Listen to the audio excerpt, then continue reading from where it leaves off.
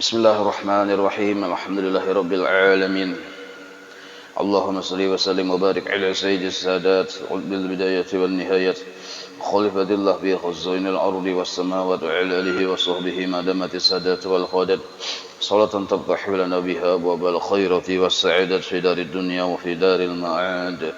وبارك لنا بها في عمرنا وبرزقنا في أولادنا وعلى إخواننا من المؤمنين والمؤمنات والمسلمين والمسلمات أينما كانوا في جميع الجهاد والبلاد وتنجنا بها وإياهم من جميع الأهوال والآفات ومن شر الحياة وشر الممات يا والي الحسنة وقاضي الحاجات.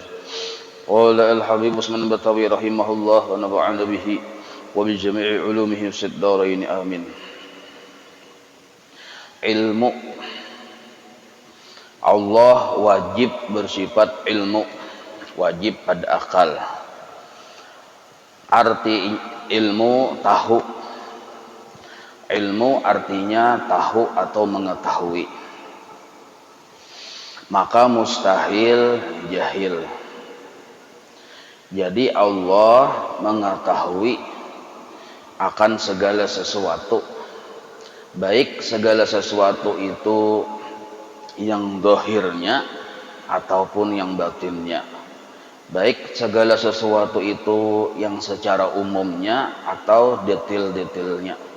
Seluruhnya itu diketahui oleh Allah. Tidak ada yang terdinding dari pengetahuan Allah. Baik sesuatu itu sebelum ada, sebelum sesuatu itu ada, Allah sudah tahu dengan sesuatu itu.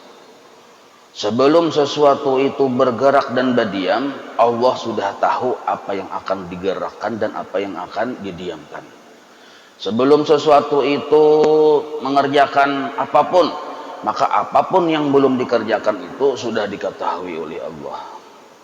Jadi Allah mengetahui dengan pengetahuan yang azali.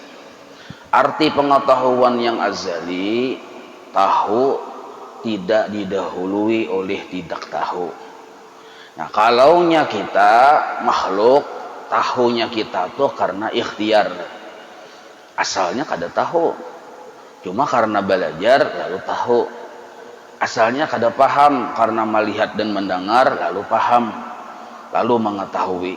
Sedangkan Allah tahunya tadi azali.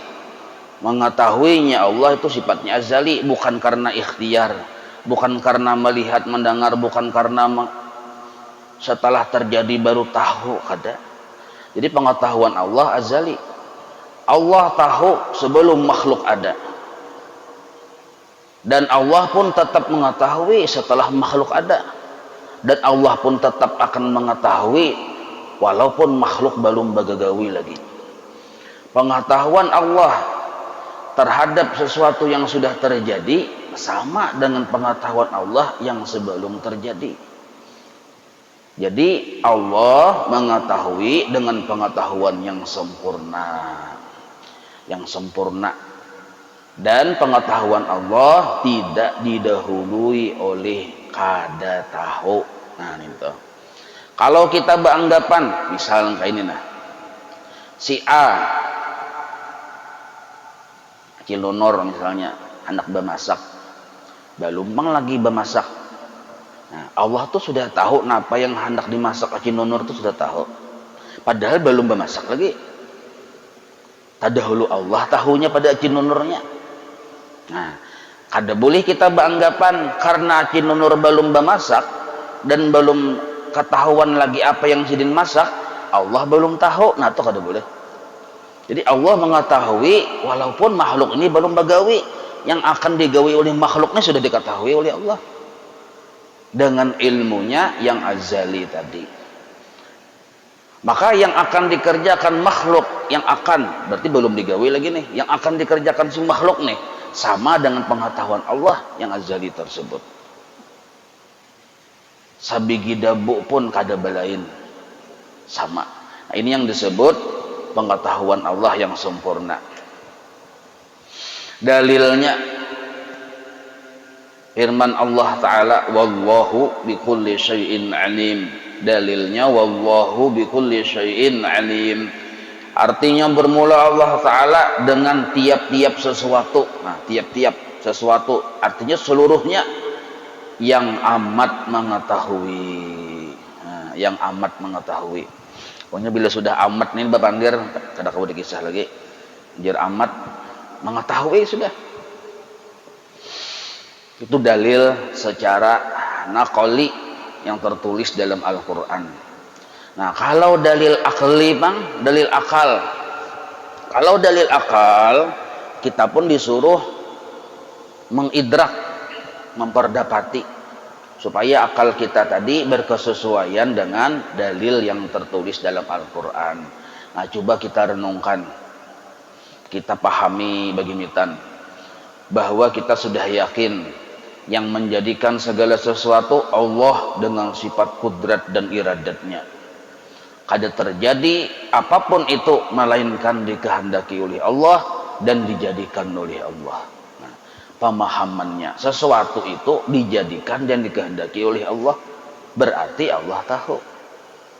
Mustahil kalau Allah yang mengerjakan, yang menjadikan dan menghendaki terjadi sesuatu, Allah kada tahu dengan sesuatu itu. Sedangkan yang menjadikan sidin.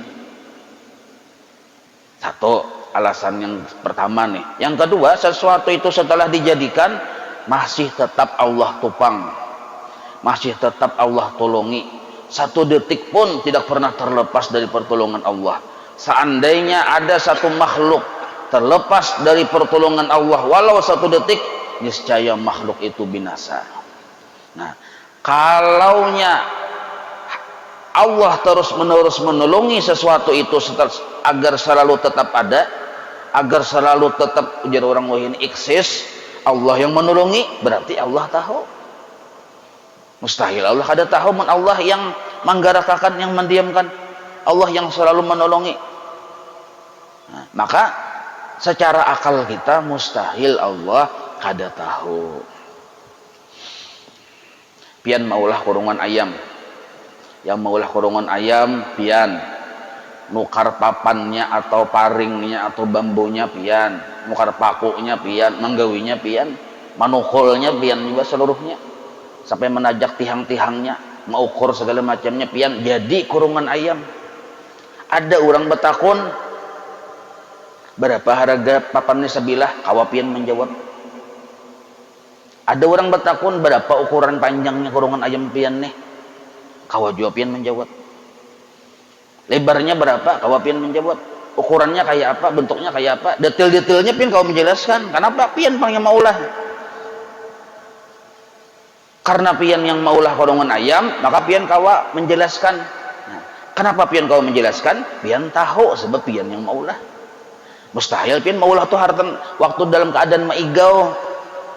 Batuntung hanyar, aku maigau deh ya, kada mau. Nah, kayak itu juga seluruh alam semesta diketahui oleh Allah secara detail, secara terperinci, karena Allah yang menjadikan segala sesuatu tersebut. Dan setelah Allah jadikan, Allah tupang, Allah tolongi pulang, Allah sandang, sehingga segala sesuatu itu kawa masih tetap ada, masih kawa bergerak dan berdiam sesuai dengan jatah waktu yang dikehendaki oleh Allah. Maka masuk akal lawan kita sudah cocok kayak Allah itu tahu. Sidin pang yang maulah, sidin pang yang memelihara, sidin pang. Nah, jadi kada terbantahkan lagi bahwa Allah memang bersifat ilmu. Kada terbantahkan lagi. Nah, kalau kita pakai keyakinan bisa aja Allah kada tahu juga aja. Di pintangan sini atau di pintangan sana, yakin kayak itu, murtad kita. Karena ini etikat, kada kawa, kada bisa, kada diyakini. Nah, maka patut bagi mukmin mu'taqid, sambungannya.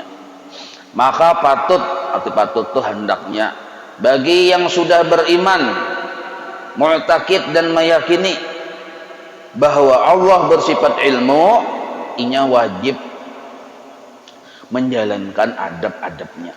Nah, ini ada timbul kewajiban hati setelah kita beriktikad Etikat kita, Allah mengetahui segala sesuatu, termasuk diri kita, termasuk zahir dan batin kita. Allah tahu. Nah, maka setelah kita berisi keyakinan Allah itu mengetahui, timbul kewajiban yang berikutnya. Yang pertama, nih kewajiban yang pertama, nah, yang kada boleh kada ada di hati kita, di diri kita, yaitu bahwa ia amat takut membuat maksiat, sebab karena Tuhannya amat mengetahui akan segala halnya. Hati, hal di situ hati, mengetahui keadaan hatinya dan perbuatannya adanya. Nah, jadi sifat yang permulaan yang wajib di hati ada. Wajib hukumnya ada ini. Setelah kita yakin Allah itu bersifat ilmu, maka wajib kita ada perasaan takutan. Takutan berbuat salah karena Allah tahu. Dan kesalahan itu andaknya secara garis besar ada dua macam. Ada yang di hati kesalahan, ada yang di anggota tubuh. Kesalahan di hati pertama, kesalahan yang kedua di anggota tubuh, tangan, betis, mata, telinga. Cuma di sini dipadahkan yang permulaan hati, hal hati. Kenapa permulaan ditulis hati? Karena yang permulaan Allah lihat itu hatinya. Apabila hatinya buruk dalam pengetahuan Allah, maka sudah disama dengankan bahwa perbuatannya itu pun bernilai buruk, walaupun gawiannya tadi baik. Sembahyang 2 rakaat subuh, tapi dalam keadaan hati yang buruk, maka Allah cukup memandang hati. Perbuatannya itu kada Allah pandang lagi, kada dinilai lagi, kada ditulis sebagai pahala lagi. Cukup dipandang Allah hatinya buruk. Nah, maka para ulama itu mengutamakan keselamatan hati dulu. Setelah itu hanya ibadah-ibadah yang zahir. Maka hati ini yang paling permulaan dibujurakan adalah etikat dulu. Setelah etikat bujur, di antara etikat yang bujur adalah percaya dan yakin Allah itu tahu. Nah, satu. Nah, setelah itu ada adabnya. Apa adabnya? Takutan dengan Allah karena sidin tahu. Apa yang kita takutani terhadap Allah? Takutan kalau kupina hatiku ini selama ini salah, ada bujur. Jangan-jangan hatiku ini selama ini buruk, cuma aku kada sadar. Aku hanya tercium bau harumnya tali hati, pandangan tali hati, kebaikan-kebaikan yang nampak dari luarnya aja sekalinya bepira. Nah, sekalinya bepira, parasaku mangga ini bagus dilihat, muntok ya kita mangganya ranum bener dicium harum. Ada tahu kita, perasa kita iya sudah sekali di akhirat imbah dikupas malaikat bepira. Nah, maka paling bagus kita sebelum kita wafat, kita sudah diperlihatkan oleh Allah akan piraknya si mangga tadi. Nah, jadi ciri orang cagar dapat keuntungan di akhirat, inya dibukakan aib-aib dirinya sendiri sebelum wafat. Dibukakan oleh Allah kekurangan-kekurangan atau kejelekan-kejelekan yang ada di hatinya sebelum wafat. Karena kadang manusia itu tertipu oleh perbuatan baiknya sendiri. Mulai bangun guring sampai guring, yang dilihatnya adalah kebaikan, karena memang yang digawinya kebaikan terus. Tapi karena inya kada bujur-bujur belajar tentang ilmu masalah hati, inya kada menyangka bahwa selama ini keadaan hatinya buruk dalam pandangan Allah. Ciri bahwa kita berpenyakit, nah paling mudah lah, yang paling mudah, dan ini kebanyakannya kita terjadi di diri kita. Ciri bahwa kita tuh berpenyakit, kada kawa pinata salah-salah sedikit tersinggung. Nah tuh banyak tuh penyakit di hati. Panyinggungan ya kita. Kada kawa pindah salah sedikit tersinggung. Bila orang penyinggungan, biasanya di hati itu banyak penyakit. Ciri yang kedua, pamusangan. Nah, rancak ada kita pusang, rancak bener tuh. Pina-pina kada ujung orang ini kada mut kah? Nah, kada mut tuh bahasa orang ini nah, bahasa kita hulu sungainya pusang. Kada mut itu tuh alih bahasa nah. Bahasa yang zaman Majapahitnya ya pusang. Punya bila selama kita masih bisa pusang, menandakan hati kita masih ada penyakit. Selama kita masih bisa tersinggung, menandakan hati kita masih ada penyakit. Nah yang ketiga, selama hati kita masih bisa bersifat pamalar, menandakan bahwa kita pun masih berisi penyakit di dalam hati. Nah, amun dirinci banyak lagi, cuma tiga itu nah. Kadang kita masih bersifat pamalar. Kadang kita pusang dalam hidup ini. Kadang kita penyinggungan. Nah, yang keempat, kadang kita bisa taumut, sedih. Itu pun tanda bahwa hati kita masih ada penyakit. Mengeluar ciri. Dan kita seorang tahu berarti ada tuh penyakit. Banyak benar penyakitnya tuh. Nah maka penyakit ini kada kawah hilang jar guru bahari kecuali kita paham dulu asal usul penyakit, sumbernya sama sekali. Amun yang masalah dihilir walaupun dibaiki diperbagus, kalau yang di hulunya masih rusak, nah, dihilir baik sementara, karena di hulu belum diperbaiki, ujung-ujungnya kita pulang rusak pulang yang dihilir ini. Jadi sumber segala macam penyakit itu adalah karena kita jahil dengan Allah.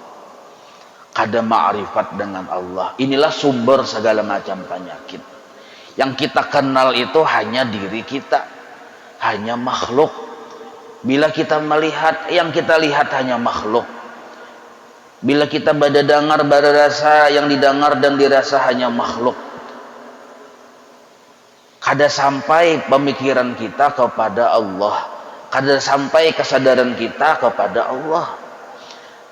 Nah, ujar orang tasawuf, mahjub, terdinding hatinya dari melihat kenyataan yang nampak benar.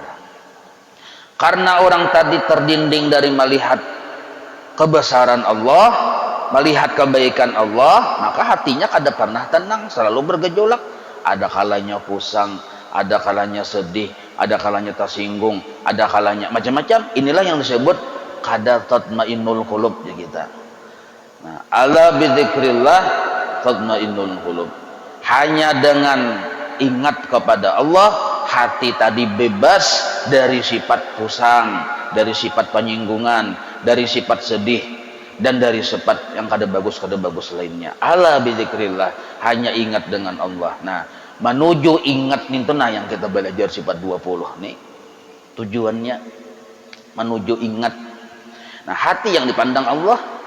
Kalau kita sembahyang tapi hati kita berpaling dari Allah, maka hati kita tuh pemahamannya rusak.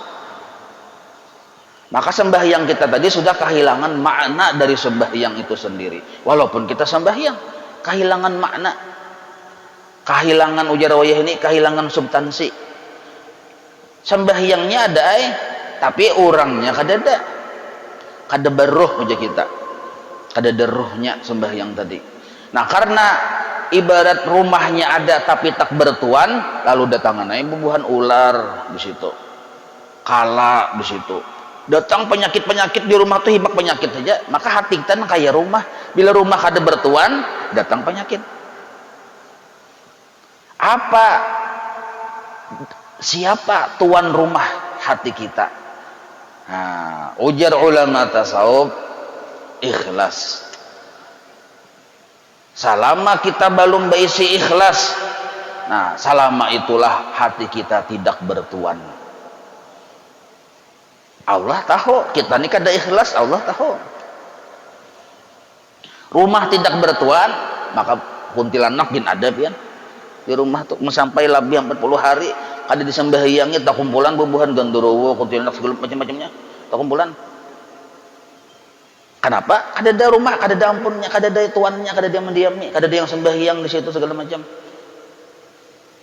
Nah, maka ada kita rasa takutan lawan Allah. Jangan-jangan selama ini hatiku dipandang oleh Allah buruk. Nah, takut itu sebahagian dari ciri bahwa kita masih beriman lawan Allah.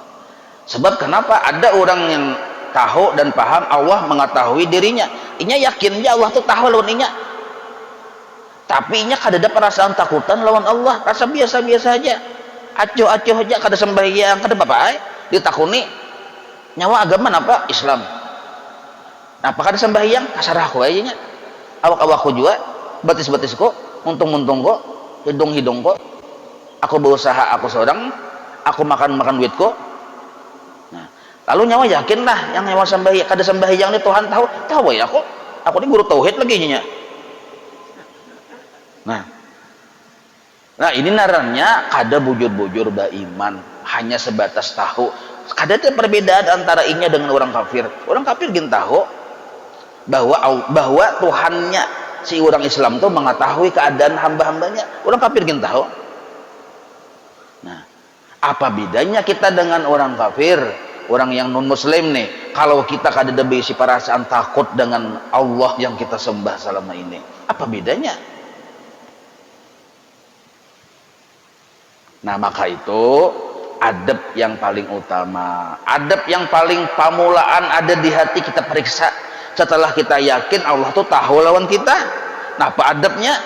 Yaitu ada kada di hati kita perasaan takutan lawan Allah.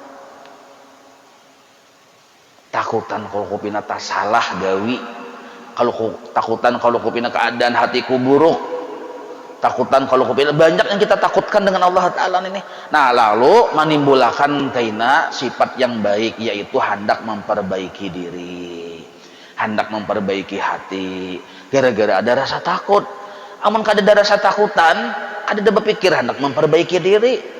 Sehari, 2 hari, seminggu, sebulan, setahun, kakak itu pang bertamu pulang hari haji sembahyangan hari haji setahun sekali pang juga turun ke masjid.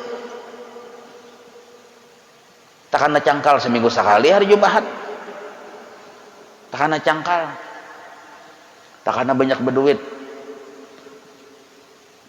takana rezeki seret kadusikin ke masjid aja. Nah jadi iman kita tuh iman duit narannya.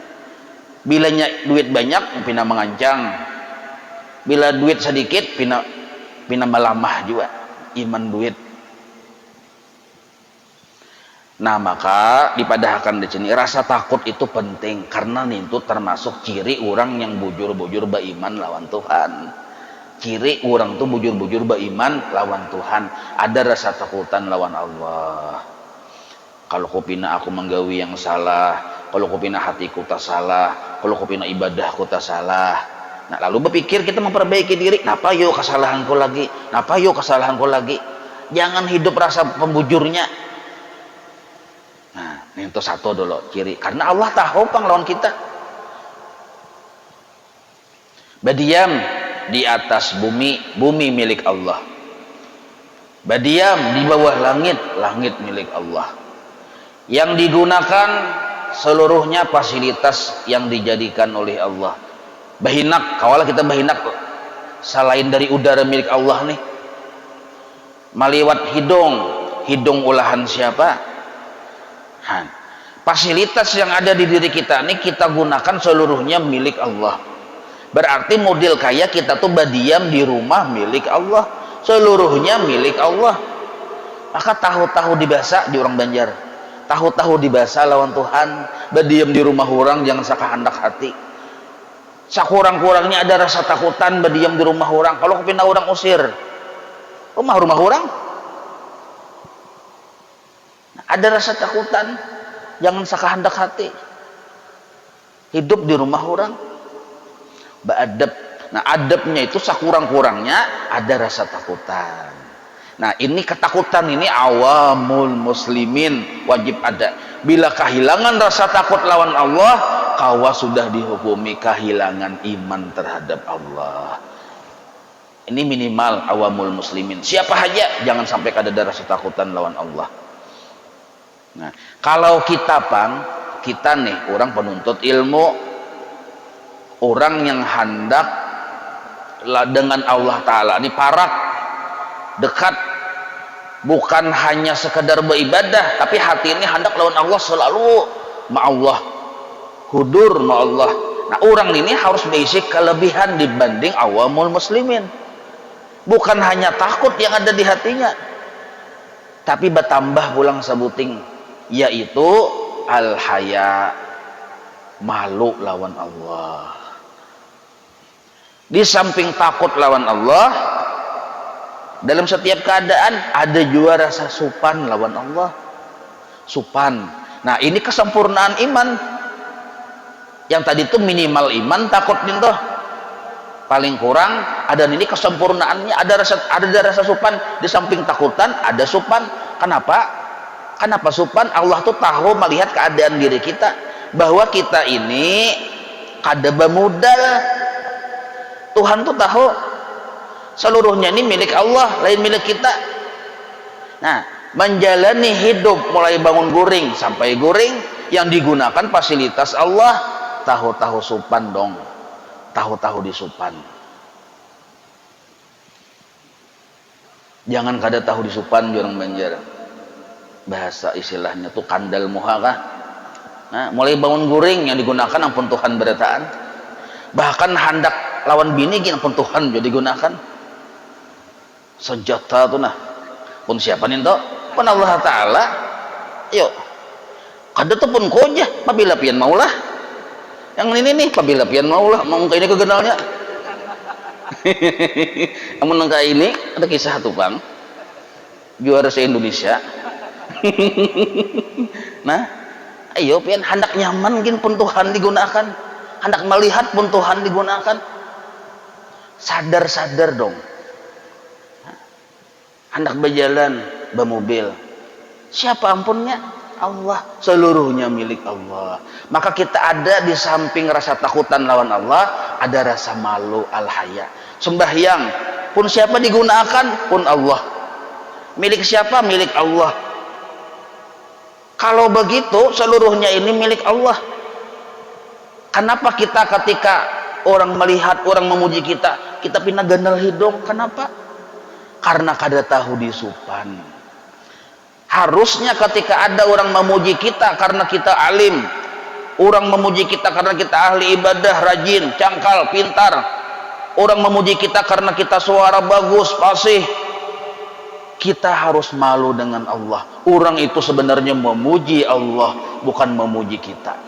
Nah, kalau kita kehilangan rasa malu ketika beribadah, biasanya mengundang penyakit hati. Orang memuji, waktu itu kita kada tahu disupan, lalu agak kai, mapian sugihnya lih je, hanya raja rahatnya mau tahu je. Nah, kami kada tahu namanya, kami lihat ini sepersepuluhnya aja harta kok masih ada lagi. Nah, kenapa? Kada tahu disupan, kehilangan rasa malu dengan Allah. Padahal Allah Ta'ala nak ambil sekejap habis. Kaulah kita menahan, kalau kita menahan, kada juga kada betah hilang aja nih. Harta kun ini bodyguardnya aja 10 ikong yang menjaga, nah kada mustahil hilang. Alarmnya banyak. Mun kebakaran mustahil juga, panas sedikit langsung banyu keluar. Nah, kan ada alatnya ya, kalau bila panas sedikit banyu yang keluar udah kayak hujan itu di rumah. Jadi api itu kada wani becongol. Jadi kada mungkin kebakaran. Hartaku terjaga, tersimpan di pati, duit emas segala macam, balukan emas segala macam itu simpan di pati, mustahil hilang. Perampok kada wani, sebab rajanya perampok aku gaji. Siapa lagi mengambil? Nah, sekalinya isuknya betajak tiang bendera hijau di halaman rumah. Siapa meninggal? Ya itu yang haji yang penyugihnya di dunia itu aja meninggal. Nah, meninggal jiwa sekalinya. Berarti memang kada berisi apa-apa. Jangan wani pada aku. Sudah mati, mana akunya? hilang akunya. Suruh orang mati itu besambat aku, suruh kada kawanya. Jadi waktu hidup supan-supan lawan Tuhan disebut aku itu supan. Usolli karena Allah yang menyuruh. Jadi Allah sambat aja nyawa yang sembahnya usolli, tapi ada perasaan supan lawan Allah. Ya Allah, pian baiknya, pian ampunnya, pian yang menolongi, pian suruh ulun mengakui. Ada rasa supan. Kalau waktu kita menyambat usolli kehilangan rasa malu, jangan-jangan ujub yang ada di hati. Jangan kehilangan rasa malu waktu berusolli.